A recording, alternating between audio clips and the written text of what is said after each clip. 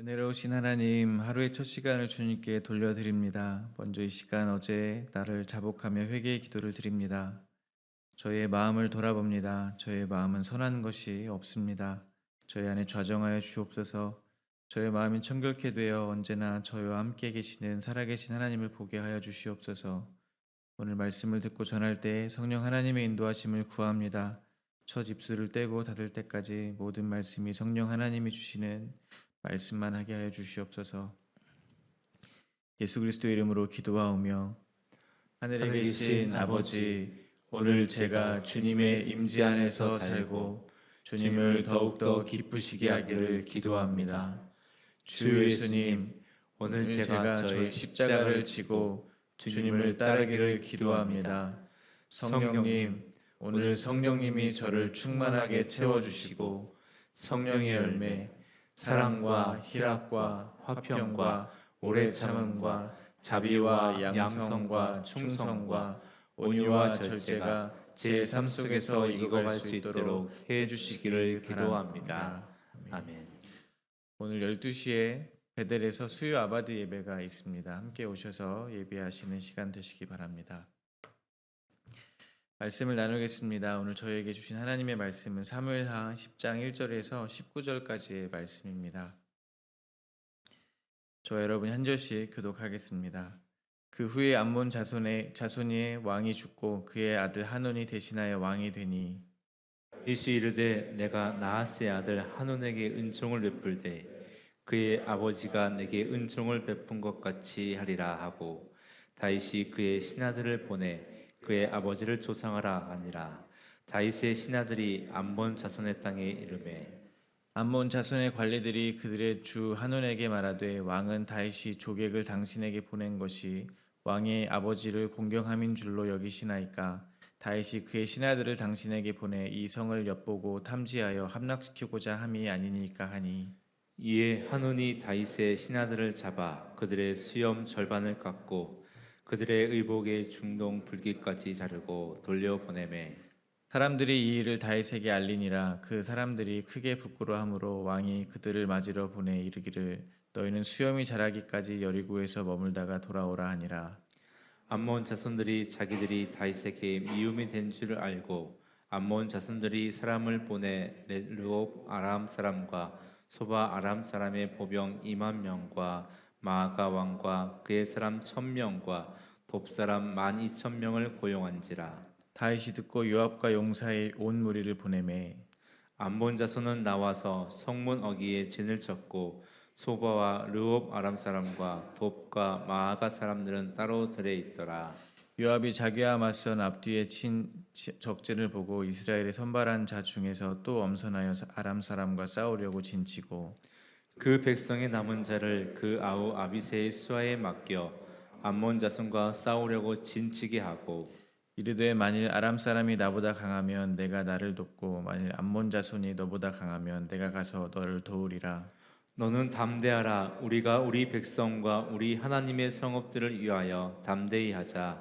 여호와께서 선히 여기시는 대로 행하시기를 원하라고. 요압과 그와 함께한 백성이 아람 사람을 대항하여 싸우려고 나아가니 그들이 그 앞에서 도망하고 암몬 자손은 아람 사람이 동함을 보고 그들도 아비새 앞에서 도망하여 성읍으로 들어간지라. 요압이 암몬 자손을 떠나 예루살렘으로 돌아가니라.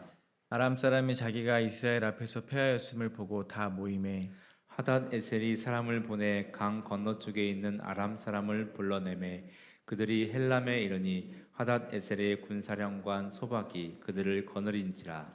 어떤 사람이 다윗에게 알림에 그가 온 이스라엘을 모으고 요단을 건너 헬람에 이름에 아람 사람들이 다윗을 향하여 진을 치고 더불어 싸우더니 아람 사람이 이스라엘 앞에서 도망한지라. 다윗이 아람 사람 병거 700대와 마병 4만 명을 죽이고 또 그 군사령관 소박을 치매 거기서 죽으니라.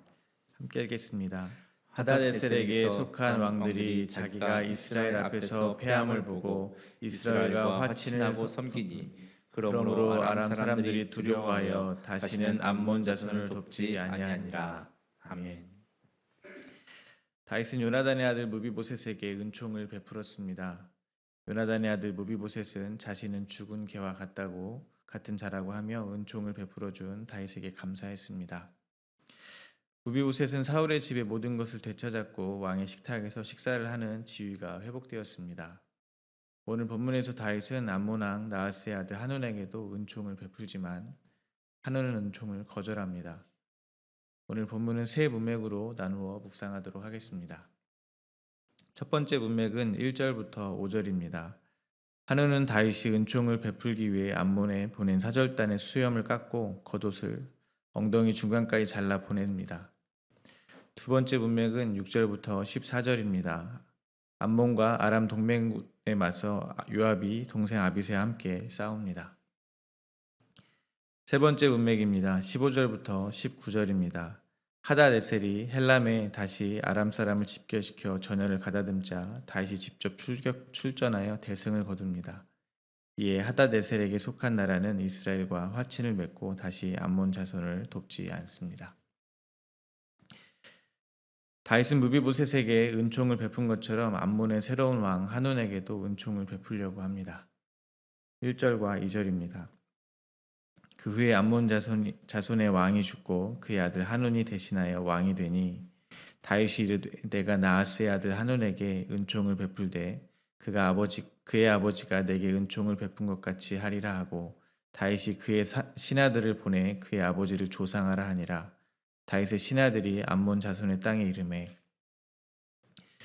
다윗이 언제 암몬의 왕 나하스에게 은총을 입었는지는 성경에 기록되어 있지는 않습니다. 아마도 다윗이 사울을 피해 도망 다닐 때 인연이 있었던 것으로 추측해 볼 수 있을 것입니다. 사무엘하 9장에서 다윗은 요나단과의 약속에 의해서 요나단의 아들 무비보셋에게 은총을 베풀었습니다. 그런데 오늘 본문에서도 다윗은 나하스의 아들 한온에게 은총을 베풀려고 하고 있는 것입니다. 다윗의 신하들이 다윗의 명령대로 나하스의 죽음을 애도하고 한온에게 은총을 베풀려 한다는 뜻을 전하기 위해 암몬 자손의 땅에 이르게 되었습니다. 그런데 한온은 관리들의 말을 듣고 다윗의 신하들에게 모욕을 줍니다. 3절과 4절입니다. 암몬 자손의 관리들이 그들의 주 한온에게 말하되 왕은 다윗이 조객을 당신에게 보내는 것이 왕의 아버지를 공경함인 줄로 여기시나이까. 다윗이 그의 신하들을 당신에게 보내 이 성을 엿보고 탐지하여 함락시키고자 함이 아니니까 하니 이에 한온이 다윗의 신하들을 잡아 그들의 수염 절반을 깎고 그들의 의복의 중동 볼기까지 자르고 돌려보내매 다윗이 베풀려고 하는 은총에 한온은 무비보셋과 정반대의 반응을 보이고 있습니다. 무비보셋은 다윗에게 이 종이 무엇이간데 죽은 개와 같은 자신을 돌아보냐며 자신을 낮추고 감사했습니다. 그런데 한우는 다윗의 신하들의 수염을 깎고 겉옷을 엉덩이 중간까지 잘라서 하체를 드러나게 한 것입니다. 완전한 수치를 준 것입니다. 보통 왕의 사신으로 가는 자들은 왕과 같은 대우를 받게 되어 있습니다. 그러니까 한우는 다윗을 모욕한 것과 같습니다. 전쟁을 불사하겠다는 마음이 아니고서는 할 수 없는 행동입니다. 저희가 여기서 한 가지 생각해 볼 것은 이것입니다. 하나님의 은혜가 값없이 임했을 때 하나님의 언약 안에 있는 백성들의 모습은 어떠한지 볼 수 있다는 것입니다. 물론 하나님이 주시고자 하는 은혜를 받는 사람이 받기 싫다고 거절될 수 있는 말은 아닙니다. 단지 성경을 읽는 독자의 입장에서 과연 어떠한 사람이 하나님의 언약 안에 있는지 교훈을 얻을 수 있다는 것입니다. 성도, 즉 하나님의 언약 안에 있는 자들의 자기 인식은 무비보셋과 같이 자아가 완전히 부인되어야 합니다. 하나님 앞에서 성도의 자기 인식은 죽은 개와 같은 자요, 죄인 중에 괴수라는 것입니다. 그렇게 자기가 비워진 자들은 하나님의 은혜 앞에서 자기가 은혜를 받을 자격이 있네 없네라는 말조차 할 수 없는 자들이라는 것입니다. 만약 여전히 나는 하나님 앞에 은혜를 받을 자격이 없습니다 하고 하나님의 은혜를 거부한다면 그것은 겸손한 것이 아닙니다. 아직 다 비워지지 않았기 때문에 그런 것입니다. 아직 은혜 없이 스스로 살아갈 힘이 남아있기 때문에 그럴 수 있는 것입니다. 완전히 비워진 자라면 무비보셋처럼 하나님이 부어주시는 은혜 앞에서 그저 면목 없이 그 은혜를 받게 될 것입니다. 그러나 언약 밖에 있는 한운처럼 소유가 많은 이들, 자기가 인생의 주인이며 왕인 자들은 은혜 받기를 거절할 것입니다. 은혜가 필요하지 않다고 생각하기 때문입니다. 오히려 자기의 것을 빼앗길까 두려워하기 때문입니다. 바리새인들은 예수님께서 세리나 창기와 함께 식사를 하시고 안식일에 병든 자를 고치시며 전하신 은혜로 임하는 하나님의 나라의 소식을 받아들이지 못했습니다. 왜냐하면 자신들이 율법을 지키며 쌓아놓은 자기 의라는 소유가 많은 자들이었기 때문입니다. 그들은 자기가 지켜야 하는 규칙이 많을수록 그것을 지키며 얻는 성취감 속에서 안정을 찾는 사람들이었습니다. 그래서 값없이 거저주시는 은혜는 거부하는 것입니다. 예수님이 말씀하시는 은혜로 임하는 하나님 나라가 오면 자기의 열심과 이로 일궈온 나라를 빼앗길 것 같다는 생각을 했을 것입니다. 그래서 때가 되면 하늘에서 내려오는 누구에게나 공평한 만나를 얻기보다는 자기 힘으로 노력하여 남들보다 더 많이 얻어낼 수 있는 그런 양식이 그들에겐 더 좋은 것이었습니다. 남들과 차이를 만들어내는 힘이 좋은 것입니다. 그래서 자기들이 쌓아놓은 율법의 행위를 칭찬하지 않는 메시아는 수치의 십자가에 매달아야 하는 것입니다. 오늘 다윗의 사신들에게 수치를 준 한운처럼 말입니다. 저희는 하나님의 은혜 앞에 어떠한 모습인지 돌아보았으면 좋겠습니다. 하나님의 은혜 앞에 완전히 비워진 자, 자기가 죄인 중에 괴수임을 뼈저리게 깨달은 자, 자기는 죽은 개와 같은 자이기에 거저 주시는 은혜, 거저 받을 수밖에 없는 이들이 하나님의 언약 안에 거하는 백성임을 잊지 마시기 바랍니다. 갚을 것이 없는 가난한 자, 몸 불편한 자, 맹인, 전원 자들이 천국잔치에 초대되는 것임을 잊지 마시기를 바랍니다. 두 번째 문맥입니다. 두 번째 문맥에서는 한운과 달리 자기를 낮추어 하나님께 모든 것을 맡기는 요압의 모습이 그려져 있습니다. 암몬 자손들은 벳르홈과 소바에 걸쳐 2만 명의 아람 사람과 마아가 왕에게 1,000명, 돕사람 12,000명의 용병을 고용하여 다윗과의 전쟁을 준비합니다. 이에 다윗은 요압과 용사의 무리를 보냅니다. 오늘 본문 8절에 의하면 암몬 자손은 성문 어귀에 진을 쳤고 용병들은 각각 들에 진을 쳤습니다. 다시 말해 요압의 군대가 암몬과 용병들에 의해서 둘러싸여 있는 형세라는 것입니다. 요압의 군대는 승산이 없어 보입니다. 전력 투구를 해도 부족한데 9절과 10절에 의하면 요압은 군대를 둘로 나누어야 합니다. 아람 사람의 진영 쪽에는 이스라엘에서 선발한 자 중에서 또 엄선하여 요압의 지휘 아래 전투를 준비하고 암몬 진영 쪽으로는 동생 아비새와 그 남은 백성들을 진치게 합니다. 그리고 다음과 같이 이야기를 합니다. 11절과 12절입니다. 이르되 만일 아람 사람이 나보다 강하면 내가 나를 돕고 암몬 자손이 너보다 강하면 내가 너를 도우리라. 너는 담대하라. 우리가 우리 백성과 우리 하나님의 성읍들을 위하여 담대히 하자. 여호와께서 선히 여기시는 대로 행하시기를 원하노라. 요압은 이번 전투에서 아주 용맹하고 전략적인 면모를 보여줍니다. 다윗이 믿고 보낸 만큼 충성스러운 모습을 보입니다. 요압은 먼저 전투 상황에 맞는 최적의 전략을 짰습니다. 최정의 부대원을 선발하여 아람 사람들 쪽으로 보낸 것입니다. 왜 그랬을까요? 왜냐하면 전쟁에 고용되는 용병은 전쟁 전문가들이기 때문입니다. 그러니까 요압은 어려운 전장에 자신이 앞장서서 나아간 것입니다.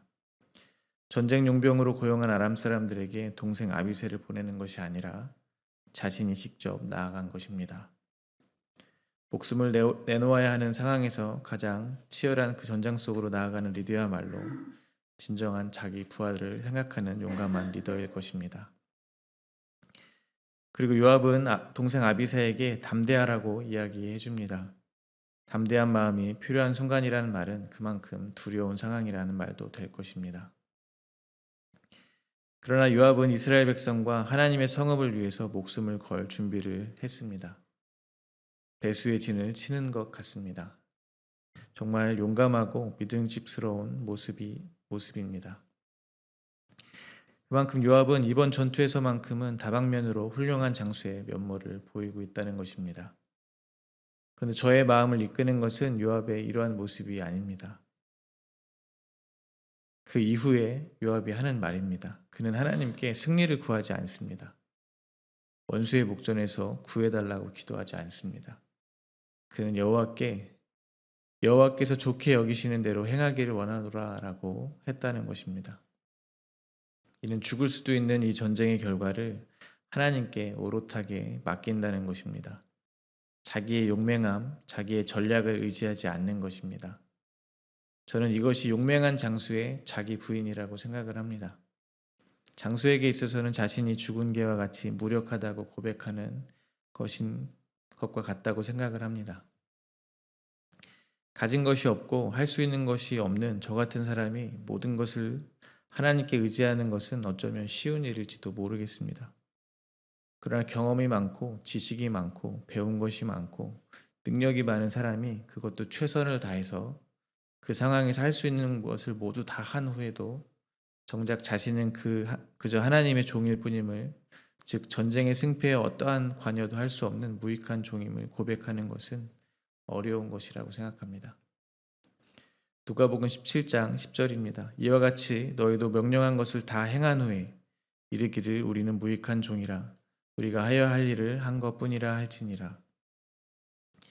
저희는 요압과 같이 자신이 할 것을 다 행한 후에도 자기의 일을 챙길 수 없는 하나님 앞에 무익한 종일 뿐임을 깨달아야 할 것입니다. 이것이 또한 언약 안에 사는 사람들의 모습이라고 생각을 합니다. 그리고 13절에서 자기가 하나님 앞에 무익한 종임을 아는 요압에게 하나님은 승리를 주셨습니다. 요압의 군사들이 함께 아람을 향해 진군하자 아람 사람들이 도망을 친 것입니다. 그리고 도망가는 아람 사람을 보고 암몬 자손들도 아우 아비세 앞에서 도망하여 성읍으로 들어간 것입니다. 손도 대지 않고 얻은 승리입니다. 마찬가지로 이 영적 전쟁의 삶의 현실 속에 성도가 승리하는 유일한 방법은 하나님 앞에 자기가 무익한 종일 뿐임을 고백하며 주님이 좋게 여기시는 대로 순응하며 사는 것임을 잊지 마시기 바랍니다. 다시 말해 주님께 순응하는 이들에게는 져도 이기는 것이고 이겨도 이기는 것이라는 것입니다. 왜냐하면 성도의 목적은 승리가 아니기 때문입니다. 성도의 목적은 주님의 말씀에 순종하는 것이기 때문입니다. 주님이 패배를 허락하시면 패배하고 승리를 허락하시면 승리하는 순종의 삶이 약속 안에 사는 성도의 삶의 목적임을 잊지 마시기 바랍니다. 세 번째 문맥입니다. 요압의 군대가 진군할 때 그 앞에서 도망을 쳤다는 말은 암몬과 아람이 아직 안 죽었다는 말입니다. 힘이 남아있는 상태라고 볼 수 있습니다. 아람 사람은 다시 전열을 가다듬습니다. 이제 용병으로 참여하는 것이 아니라 자신들의 전쟁을 준비하는 것 같습니다. 전면전을 준비합니다. 이번에는 다윗이 직접 출정하여 그들을 싸워 물리칩니다. 18절과 19절입니다.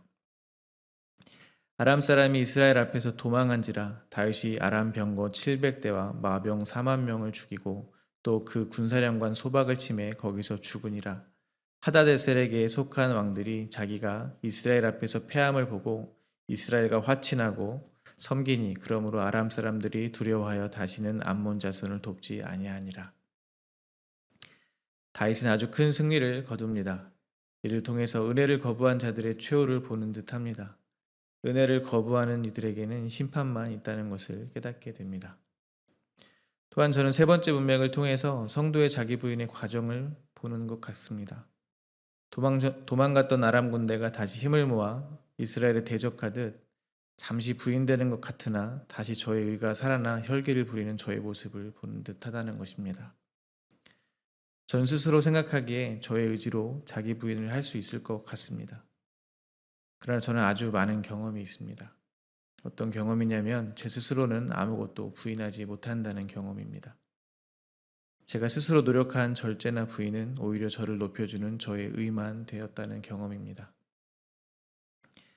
저는 제가 스스로 저를 부인납시고 했던 많은 일들로 쌓아올린 저의 의로 그 의를 끌어모아서 다른 사람을 정죄했던 경험이 아주 많습니다. 그 순간은 제가 하나님이 되는 것입니다. 제가 하나님이 되었으니까 감히 다른 사람들을 죄인으로 정해버린다는 것입니다. 피조물이 창조주의 자리에 오르는 것은 곧 하나님을 대적하는 것입니다. 그러니까 그렇게 제 의지로 자기를 부인해 보겠다며 화가 나도 참고 하기 싫은 것도 억지로 해보고 하는 것들이 요압 앞에서 잠시 잠깐 도망간 아람 사람들과 같은 모습이라는 것입니다. 이내 곧 더 커진 저의 의를 가지고 하나님 앞에 목을 뻣뻣하게 든다는 것입니다. 그래서 저희에게는 주님의 완전한 통치가 필요합니다. 주님이 저희 삶에 오셔서 저의 모든 자아를 완전히 부인시켜 주셔야 합니다. 오늘 아람의 군대가 다윗에게 박살이 나는 것처럼 말입니다. 그래 저는 비로소 하나님이 정복하라고 했던 세상과의 화친을 또한 세상의 힘과의 화친을 포기하고 하나님의 자리에 내려와서 제가 있어야 할 자리인 피조물의 자리에서 비로소 하나님과 화친을 맺게 될 것입니다. 오늘 말씀을 마무리 짓기 전에 저는 질문이 하나 생겼습니다. 대적에게 은총을 베풀려고 하는 다윗은 왜 무엇을 잘못했다고 지금 전쟁을 해야 하는 것인가 하는 질문입니다. 첫 번째 문맥에서 잠시 나누었듯이 사람에 의해서 하나님의 은총이 거부될 수는 없을 것입니다. 그러니까 오늘 한온에게 주어지는 은총이 다윗이 무비보셋에게 고백한 것처럼 하나님의 은총이었다면 사람의 마음 상태에 따라서 그 결과가 달라지면 안 된다고 생각을 합니다. 그러면 은총이 주어지는 것에 있어서 주도권이 하나님에게서 사람에게로 넘어간다고 생각합니다. 정말로 하나님이 주시는 은총이었다면 감히 한온이 거절할 수 없어야 된다고 저는 생각합니다. 즉 무비보셋처럼 가난한 심령은 은총을 받아 누리고 한온처럼 그러지 못하다면 하나님의 은총을 주고 싶어도 줄 수 없게 되는 상황이 되면 안 된다고 생각합니다. 저는 조심스럽지만 오늘 본문에서 다윗이 한온에게 베풀려고 했던 은총은 다윗 자신이 왕으로서 인간적인 고마움이 동기가 되어 베풀려고 한 자기 스스로의 은총은 아니었을까 하는 생각을 하게 되었습니다. 제가 그렇게 생각한 이유는 이것입니다. 다윗과 요나단의 약속의 중심에는 하나님의 살아계심이 있었습니다. 두 사람 다 하나님을 사랑하는 사람이었기에 언약이 성립된 것이라는 것입니다. 그러나 이방신을 섬기는 이방나라의 왕인 암몬 왕 나하스와 다윗의 중심에는 인간적인 호의나 환대는 있었을지 몰라도 하나님을 향한 사랑이 있을 리는 없다고 생각합니다. 이것이 무비보셋에게 베푸는 은총과 한온에게 베푸는 은총의 차이라고 생각합니다. 그래서 다윗은 본래는 정복해야 하는 땅인 암몬을 정복하지 않고 오히려 자기에게 은총을 베풀어 준 나하스의 아들 한온에게 다윗 스스로 자기의 은총을 베풀어 화친을 맺으려고 했다고 생각을 합니다. 이는 하나님이 이기게 하심으로 승승장구하던 다윗이 하나님께서 주신 힘을 자기 자신의 힘으로 삼아서 평화를 누리고자 시도한 것이라고 생각합니다. 그 결과로 하나님은 다윗에게 수치를 허락하신 것은 아닐까 하는 생각이 들었습니다. 그리고 그 높아진 마음의 틈으로 죄가 싹을 터서 밧세바를 간음하고 우리아를 죽이게 되는 데까지 이르게 된 것은 아닐까 하는 생각을 해보게 되었습니다. 아시다시피 오늘 본문의 다음 장인 11장은 그 유명한 다윗과 밧세바 사건이 기록되어 있는 것이 우연은 아니라고 생각을 합니다. 마찬가지로 오늘 본문 속 다윗의 모습을 통해서 저는 하나님이 정복하라고 한 것을 정복하지 않고 제가 가진 안목의 정욕을 따라서 화친을 맺으려고 시도하고 있는 것은 없는지 돌아보게 됩니다. 결국 저에게 있어서 정복해야 하는 그것은 물질 만능주의, 즉 재물이 아닐까 생각합니다. 왜냐하면 재물이 저에게 많은 은혜를 주었다고 생각하기 때문입니다.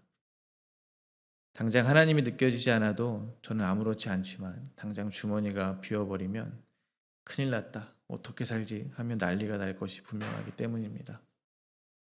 재물을 더 사랑하고 의지하고 있기 때문입니다. 하나님이 재물과 하나님을 동시에 섬길 수 없다고 분명히 말씀해 주셨지만 저는 재물에게 받은 은혜를 갚기 위해서 재물과 화평을 맺기 위해 늘 재물을 변호해 왔다는 것을 깨닫게 됩니다. 요압처럼 하나님께 저의 목숨을 맡기는 것이 아니라 여전히 재물이 나의 목숨줄을 잡고 있는 것 같이 여겨왔다는 것입니다. 저희는 지금 하나님이 정복하라 하신 것들, 부인하라 하신 것들을 오히려 축복하며 화친을 맺으려고 하는 것은 없는지 돌아보게 되시기를 바랍니다. 말씀을 맺겠습니다. 저희는 거부할 수 없는 하나님의 은혜가 부어진 하나님의 언약 안에 있는 백성들임을 기억하시기 바랍니다.